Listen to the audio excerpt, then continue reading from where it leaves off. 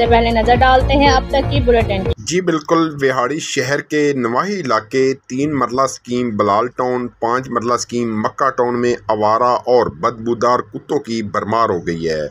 मसाजिद को जाने वाले नमाजियों के लिए मुश्किलात बढ़ गई हैं। आवारा कुत्तों के खौफ से बच्चे खेलने के लिए या घरेलू अशिया खरीदने के लिए नहीं निकल सकते, क्योंकि कुत्तों के गौल जगह जगह फिरते हैं, जिनकी तलफी के लिए अरसा दराज से कुत्ते मार दवाई देने वाला अमले ने इलाके का रुख नहीं किया। लोग आजिज आ चुके हैं, क्योंकि मवेशियों और बच्चों को काटने की कई वाक़यात हो चुके हैं।